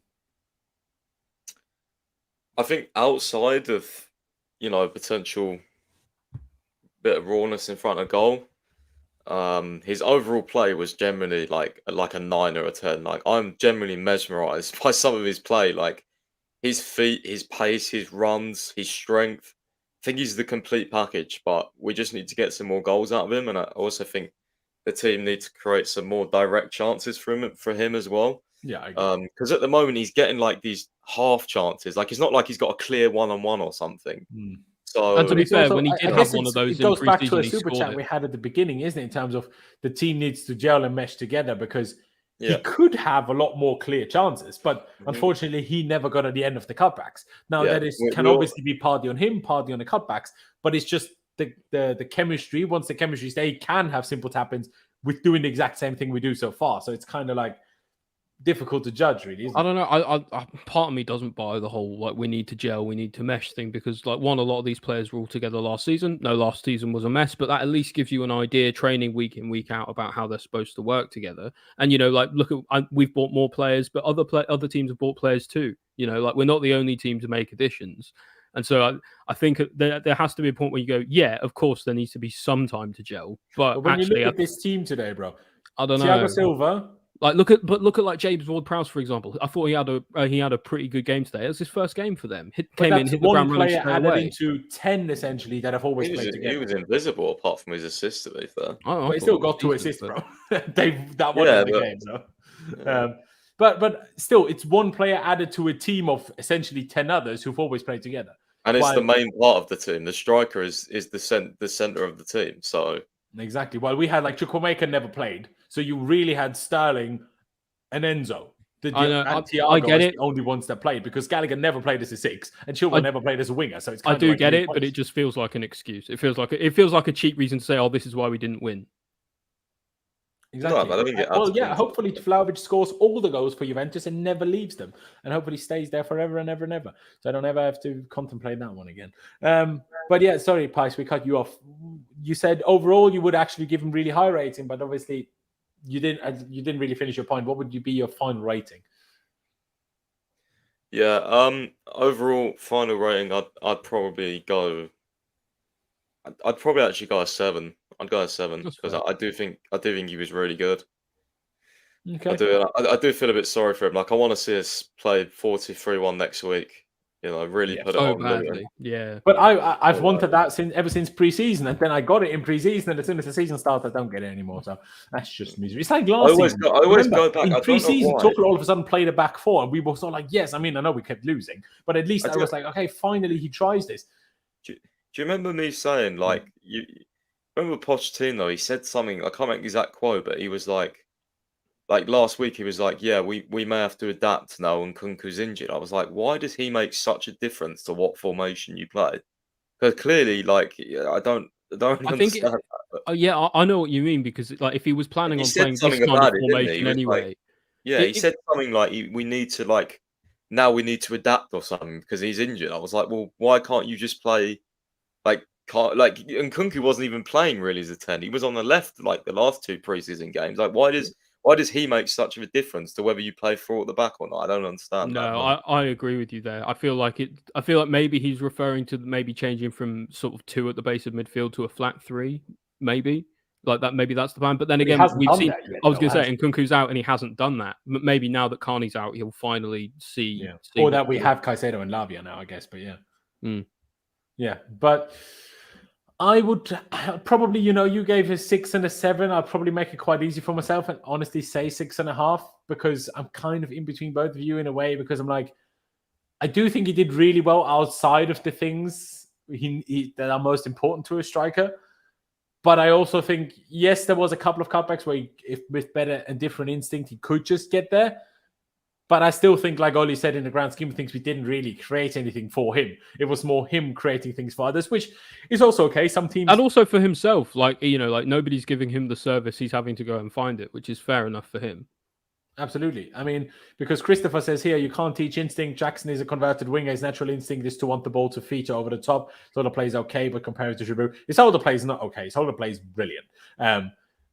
Obviously, it's not like Giroud, but Giroud also runs literally at 0.5 of the speed of Jackson. Like, yeah, okay, his older play isn't as good, but he's also half the size and a trillion times as fast. So, like, that's a bit of a harsh to compare his older It's like play a scooter versus a lorry. Yeah, it just doesn't, exactly. I'm like, okay, doesn't the make scooter sense. will block more, a lorry will block more wind, but like, but then everything else, like, but yeah, I'll say 6.5. Let's get to the subs then. The first sub was obviously Mudryk coming on for Chukwuemeka, initially then playing as kind of this weird 10, then shifting over to left wing once Caicedo had replaced Ben Chilwell. Let me just make sure I get all the other subs right as well. Gallagher was in the end replaced by God knows who. Who came on for Madueke. Gallagher in the end? I can't remember. Madueke, yeah. Yeah, Madueke. And then Gusto was weirdly replaced by Burstow, the academy striker. He obviously gets an NA. We can get that one out the way quite quickly, even with Madueke. I'm not sure what I give him other than a one shot, but I'd say Madueke probably needs an NA as well. I didn't see anything from him. Yeah, that one shot he had. He had 9 out of 10, 9 out of 9 completed passes, so that's good. But yeah, 100% record, else. undefeated. Yeah, 0 out of 3 completed crosses. So I guess just give him an NA. But I guess we start with Mudryk. Pikes, I'll let you go first. Well, what did you make of him today? And when he was as a 10, almost sometimes dropping deep as like a third midfielder, he didn't really have the chance to do anything, I'll be honest. Then when he was wide, I thought people were again harsh because he burnt Kufal or Sufal, whatever, however you pronounce his name, every time he played 2 decent crosses in that people could have done more with. They didn't, but that's not the cross's fault. The one really bad moment, obviously, was the volley. Try it. Then, he should do better because the professional player that we paid a lot of money for. And it looks really bad because he went out for a throw-in. But do I expect him to score it? No. And if he puts it like this far over or out for a throw-in, same effect. So I don't really know what I make of Mudryk today. I can just say what you and me both said in the beginning, Pice, where I'm like, just start him for the love of God. Give the guy a bit of game time and a bit of just settling in. Like, I said this in the last stream. You weren't even here, Pice, but I said this after the last game already. It feels like, even though he's been here for 7 months now, it still feels like he hasn't even really arrived yet because... It feels like we've barely played him. Yeah, I agree. Yeah, exactly. Like, he comes on for 10, 15 minutes here and there. Okay, today he got half, but that was only because of an injury either, not because it was planned. And then the first 20 minutes of it was out of position as a number 10. Like, what is this? Like, it just feels weird to me. The chat is also weird. Mudryk was abysmal. What do you mean he was abysmal? Like, you can't just say he was abysmal because he's screwed up one volley. Like, what else did he do that was abysmal? I don't understand. Anyway. But Pice, what do you make of Mudryk and how would you rate him? I'd probably give him like a 5.5. To be fair, I think he wasn't great, but again, some of the positions I don't really think he suited that position he took up when he came on. And when we went to like a 4-3-3, he looked like looked a little bit more confident. He was more direct. I think his action where he beat the guy and put the ball across the box came from that position as well, if I'm right. So yeah, but the volley was disappointing. Not expecting him to score, obviously. It would have been great if he did, but like the connection was just all wrong.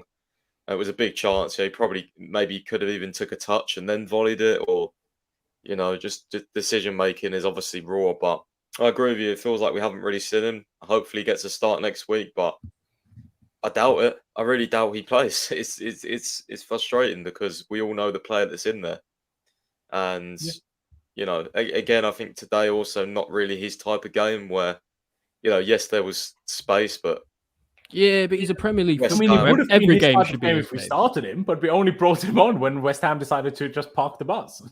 I know what you mean. Like by the time we bring him on, like what he's there to do, it isn't what's going to help us win the game. Yeah, exactly. Like he's useful to bring on when you're already in the lead and the opponent is chasing it. Then bringing him on makes sense. But if the opponent is just defending, then bringing him on is much worse than starting him. Pice, did you say 5.5 or because someone? Yeah, I go 5.5. Yeah. Just to inform a few people in the chat, by the way, before I take this to Ollie.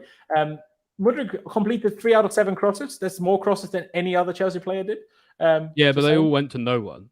No, he completed 3 crosses, so they went to someone. Could have fooled me. Well, yeah. but like He also what had I mean a better is like passing accuracy than Sterling. the thing did. is like when I guess it depends what you mean. In a second, bro. Apparently, he didn't attempt to dribble, which I'm a bit because I literally saw him dribble like 3 times and it ended in him crossing. But does it not count as a dribble if you then cross after? I don't really understand that. But yeah, Ollie, you were trying to say, go on. It just depends what you mean by a completed cross, I guess. Because like if he does what he usually does, which is cross it over everyone and then someone runs onto it and collects it, you know, like when nobody's going to get their head on it at that point anyway. Like I don't know, it feels like a slightly misleading statistic, maybe. Yeah, there you go. I mean, those 3 crosses led to what chance? Well, it should have led to a big chance, but Sterling wasted the time on the ball and took way too long. Yeah, but they don't count as corners, I don't think, with the stats, because he definitely had 7 crosses outside of corners. So otherwise he would have had more. But Ollie, what rating would you give Mudryk? I actually thought he was really poor, to be honest. I just think that, like, especially with Chukwuemeka getting injured, like this was his time to really show what he could do. And he just didn't. I know he was playing out of position, but at this point, we've spent a lot of money on you. You keep talking about talent ain't enough and working hard. Well, we need to see some working hard, especially off the ball. We need to see some, working hard to get into the starting 11. We need to see some more working hard on the pitch as well. And for me, just like it seems like every single time I watch him play, it's more of a mistake that we bought him. Which is a terrible thing to have to say about a player who we're all really excited about in January. For me, just didn't do anywhere near enough. For me, it's either play him consistently or sell him, because he I mean, you're not going to sell him now, are you? He seems to be a player that either needs game time or he's going to really struggle. So either play him or sell him, because at this point, I'm fed up with this sort of bit part performances from him. He's had a lot of time and a lot of chances now, and I think he does need more. Has he had a lot of chances? He's had a fair few chances, I would say. Like he's not played loads, but I think he's played enough to show that he's better than we've seen. That would be the question. What is your question, Price? Say again. How many 90 minutes has he actually completed? That's the thing for me. So it's like, I don't think he's played a full game for us. So like, I want to see more from him, but then like ultimately that comes from how he performs in training as well. So I just need to see more total from him. More in terms of goals and assists, more in terms of threatening, attacking play, more in terms of the amount of minutes he plays. He's just like, someone has put that in the chat right now. Like he just seems like he's not that guy. For me, I give him a 3.5. I thought he was terrible. Fair. 3.5. I'll give him a 5. I don't think it was terrible. I think he wasn't good. Maybe I should say 4. You know what? I'll say 4.5 rather than 5. But I don't think he was absolutely awful. I just firmly disagree with that. But I do need to see more from him. It's not like I disagree with this. It just feels like you sign him for this much money, and like, it's not the 100 million people often talk about, but it's still a lot of money. And like Enzo just starts every game, no matter what he does, even when he's had a few bad games last season and got run past like midfielder that's never heard of what defending is. When that happened to Jorginho, the fan base did nothing but slate them. But with Enzo, it's fine because he's so good on the ball and everything, and we let him do it. And Caicedo now made his debut, gives a penalty away, nearly cost us a goal. No, he's going to still start every week from now, but that doesn't happen to Mudryk. And does he do something wrong in training? I don't know. I said this, and I said initially didn't want to say this publicly, but maybe now I will. Because it has a smell of Pulisic to me right now. Even if I think Mudryk is more talented, but it just has that smell where I'm like, I feel like we're gonna for years now, and it could change, but right now it just feels like that. We're gonna say, he needs more chances, he needs to get more game time, and then he never does. And then we're always like, yeah, but he would play more. And then eventually it's going to get to like the chat is already like, oh, he's awful. But like, that's what I'm getting at. He either needs the games or he needs to go because he's yeah, not but going to hit. He's not going to hit because we paid so much money for him. I know, but he's not going to hit the level he needs to hit if he's not going to play. And so it makes even less sense to play Chilwell out on the wing. It makes even less sense. You got to blame the manager for that, though, bro. 100%. 100%. Not Mudryk's fault in that regard, but now we've seen it under how many managers now? At least 3 that don't want to play him all that often. So ultimately, he's the common denominator there. Yeah, no, exactly. I do agree with that. Potentially, but I mean, obviously, we have different managers now, or a different manager now to when we signed him. But it's still like this is like the Balogun rumor coming up 2 hours after Poch sits in a press conference. We don't want to stop the evolution of Broja, and this is when I start feeling like, do these directors buy what the manager wants, or did they just buy random players sometimes? Not on all of them, but on some of them. So I don't know. Indefinite with another super chat. He says this ownership has an eye for flops. It's weird because some people will say the exact opposite, right? Like in terms of, we've only signed all these super talents that no one's ever heard of. Like they will say Badiashile, they will say, I don't know who else they'll mention. They will also say Jackson, I guess. I don't think we've seen enough of Madueke to really judge him yet, if I'm being perfectly honest. I think even that applies to Mudryk, as crazy as that sounds. And I know they've both been here for 7 months, but that's how little I think they've been used by these managers. And because I don't see any point coming on and being there when we're struggling at 1-1 and we're struggling to break a team down, or when it's 2-1. Like, I know that didn't happen today. Today was an injury, but he was supposed to come on then. So, and then it's like, okay, 2-1 down, and I'll bring him on, do something. Like, give these kids a chance to actually go from it from the beginning. I know Sterling's experience and you want to use that, but his experience, he's already a settled man, a settled footballer. Use him to come on and change a game when you need it. Give the other younger players that still need it and coming from off leagues and stuff to just settle and actually get used to things, because he's so stop-start constantly, like 15 minutes now, at least last season. So at least so far he's come on in both games. But last season, then he gets a 15-minute there and a 15-minute there and then nothing. And then he isn't used even from the bench for 2 games by Lampard. And then he comes on again. I'm like, the man hasn't even been allowed to get used to the Premier League yet. Do you know what I mean? Like, we signed Izarski and he starts straight away when he's no better than Chalobah. Okay, Chalobah is now injured, but he wasn't last week. And I think that says more about Mudryk at that point. Like, at the end of the day, I think it does, because he's the multiple managers who haven't chosen him. At the end of the day, the finger points back at him to why he isn't playing. It's that simple for me. But that's fair. But then you have the opposite argument to make, where Mount and Hubbard always played. There's no way you can tell me Mudryk is bad in training. There's just no way. Like, I'm not saying he is, but I'm saying maybe there's other factors that we're not thinking of, because there's got to be a reason he's not playing. Right, these managers aren't just not picking him for no reason. There has to be a logical explanation behind their decisions, right? And but that was my counter argument, right? So you could say the opposite of for Havertz and Mount, right, on the multiple managers. But then we still all say, well, they're not good enough, so they can't play. But still, the managers pick them. So it's can you really judge a manager picking players? Is that a decisive factor? Is someone good enough or not? I think it depends. I think it depends. Ultimately, some players will always be seen as left wing instead, right? That's the thing. I think it's the way he's been shoehorned out.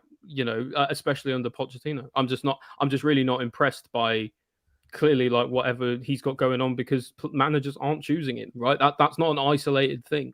Yeah, no, I agree with that, and it really annoys me, because I'm like, okay, maybe it's because he doesn't work off the ball so much. Maybe that's what it is, because we all know his off the ball work rate isn't very good.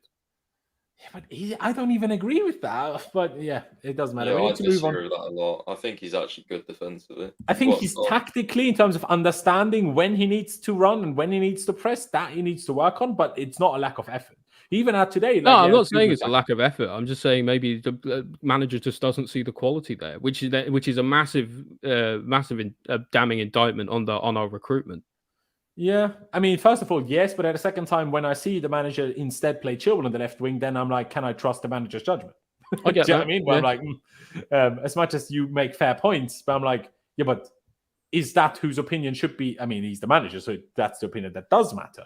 But I just think I think it's very easy, especially early on in the season, to give not excuses, but give reasons for players for just when they're just not performing well. And as much as I don't want to think that Mudryk's going to be a flop, I haven't seen anything that says so far that he's going to be a hit, regardless of when he's played and when he hasn't. So really, that's harsh, bro.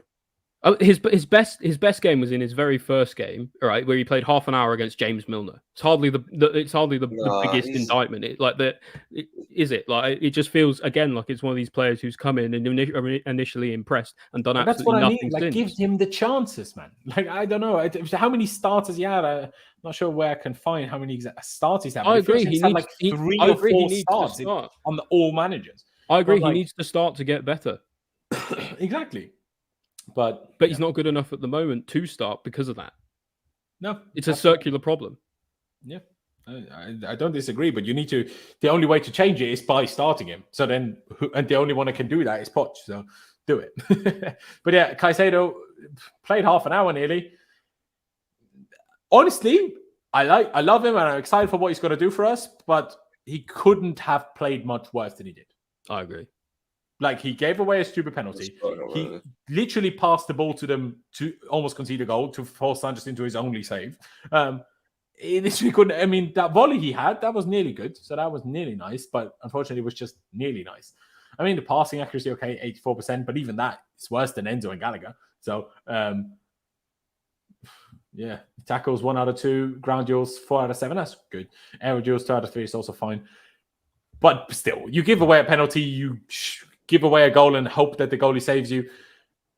I have to give you a 0. Sorry, like, I can't do anything else. Like, I agree. Yeah. Let's just pretend today didn't happen from next week onwards. But that was not like can a debut go any worse? I'm not sure it can. I'll be perfectly honest. Ollie, anything you want to add other than that? You agree?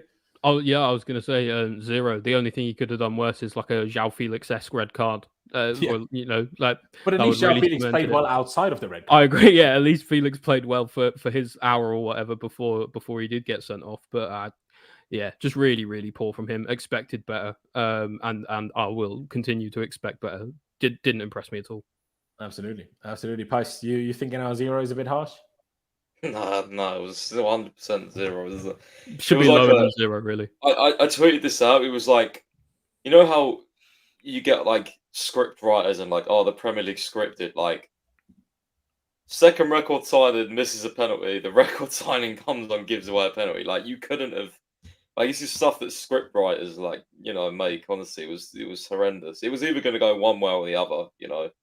He was either going to start, play really well, he was going to win, or he was going to do something bad when he come on. It's just the way it goes. So, yeah. I think when we were chasing the game as well, like, it didn't really make all that much sense to get him on. I think we just kind of did it to do something different.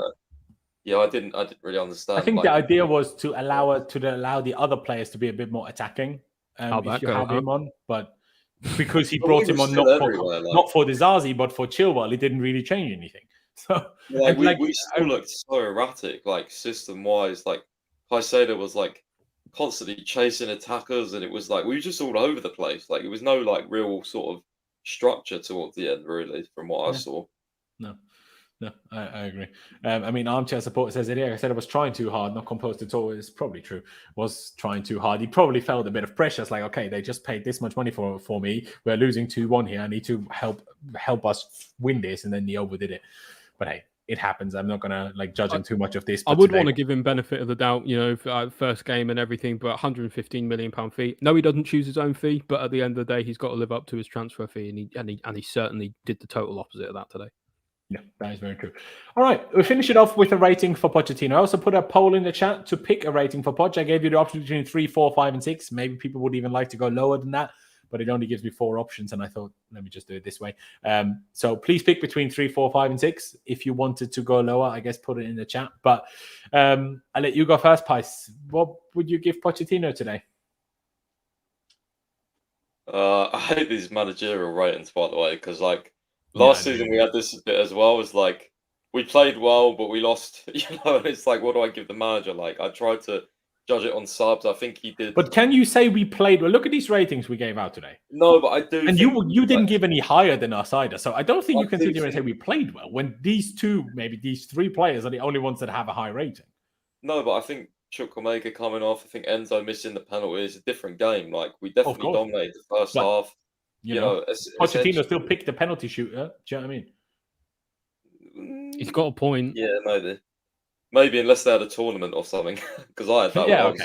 okay. Yeah. Fair enough. But then it's also on the manager why you're doing a tournament for picking. Also, if they did the tournament and Enzo won it with that run up, fucking hell, we're in trouble. Yeah, then we are in trouble. But yeah, Pice, what rating would you give him if I forced you to? I know you don't like them.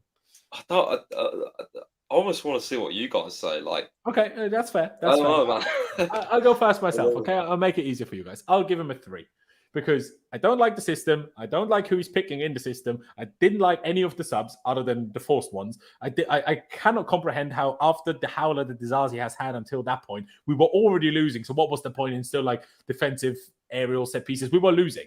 Just take Dizazi off, go aggressive, and fucking go at them. You know, don't take Chilwell off for Caicedo. Just let Chilwell play his actual position, let Colwell play his actual position, and take Dizazi off who's had a stinker. Do you know what I mean? Just do that, and that would have been simple. The penalty taker. Now, I will be honest, and I will ask you guys this now.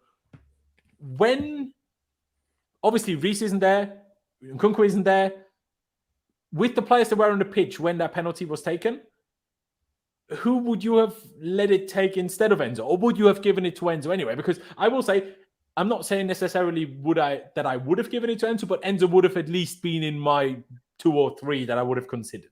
So I don't know how miles off the mark it is. I mean, Pice, who would you have picked as the penalty shooter?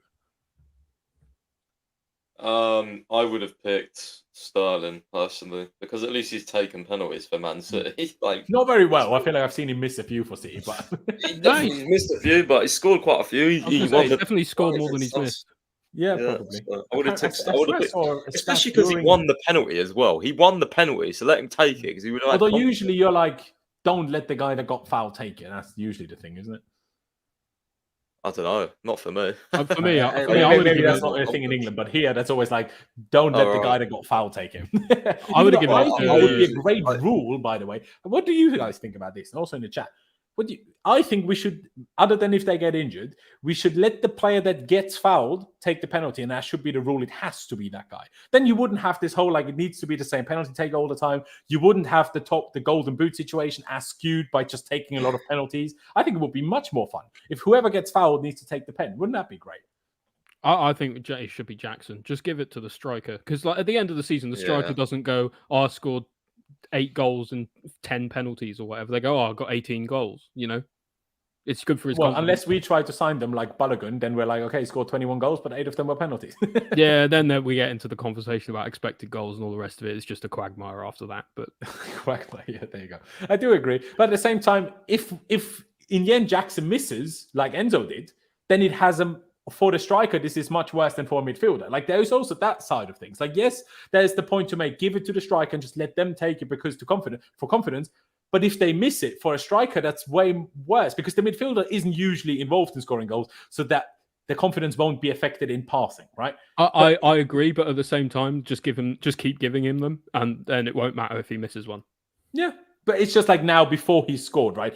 Maybe I would agree, give it to him once he's scored, but I don't think we should before. It's fair to say as well, like if Enzo doesn't miss the pen, we're not talking about who should take him. No, of course not. And I in general, I don't necessarily even mind Enzo taking them, especially if he's going to be higher up the pitch regularly. I think he will get us probably 5-6 goals this season in general, whether that's with or without penalties. Doesn't seem like he's fragile. That's true. For me, it would have been between Jackson and Sterling. Some people have said Chilwell. I think Chilwell would take a good penalty as well, I will say. But yeah, it's one of those. Fair enough, Sterling, Jackson. But yeah, I'll say 3 for Poch. I'll let you go now, Ollie, and then I'll come back to Pice. What would you give Poch today, mate? I think Poch got it all wrong today, personally. I'd give him a 1. That might sound really harsh, but I think it was really naive of him to assume what would work for Liverpool would work for West Ham. Playing 3 at the back clearly isn't the way. We've got players playing out of position. Like, the whole point of wanting Pochettino was he'd be a consistent manager with a consistent setup. And I'm just not seeing it, and I'm not seeing the cohesion that he wants to bring. Even still, right, even given all of that, we probably should have still had enough to beat West Ham comfortably. Really, we have a lot of quality in the squad, and ultimately, if we don't, it's on the players, but it's also on the coach. Just wasn't good enough today for me. Yeah, there you go. Fair play. A 1 and a 3. It's a tough one because the whole having the quality on the pitch is just so difficult because you have Sterling, but otherwise you had Chukwuemeka and Chilwell and the player we've never seen score in a competitive game. Well, I'm like, yes, we have the quality in the theoretical world, but we've not actually seen any of these attackers bar Sterling do anything. So it's like, do we actually have the quality, especially when Kunku out now with not... Well, you could certainly argue we've spent the money to have the quality. Yeah, no, it's true. It's true. But have we spent so much in attacking areas outside of Nkunku who's injured? Like Mudryk, yeah, but he doesn't start anyway. And all the others, Jackson didn't cost a lot. Madueke didn't cost a lot. Like that's weirdly where we put all the not so expensive attackers. They're all the side. But Mudryk, who cost a lot now, he ain't starting. But yeah, Pice, a 3 and a 1. What would you give Poch?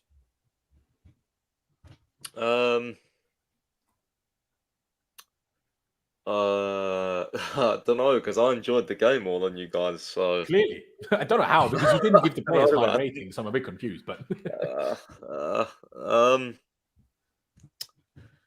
I'll go with like a 4, maybe. Okay. I do think he was a bit naive, obviously, to play the same way and pretty much the same lineup just because we didn't lose. But I don't know. I felt like the game could have been done in the first half. On another day, it probably is. Yeah, absolutely. I mean, obviously, we will never. I agree with you. I think we then win comfortably, but we also don't know for sure. It could also be that we actually concede a 2-2 early in the second half and then concede a 3-2 and lose anyway. Yeah. But also, like individual mistakes as well. You can't really blame the manager for. I think all 3 goals. I mean, the first one maybe like we don't really know like what sort of defending we're going to do from corners, but that was like the only iffy one for me. But the other 2 were just individual errors. So yeah. I don't know.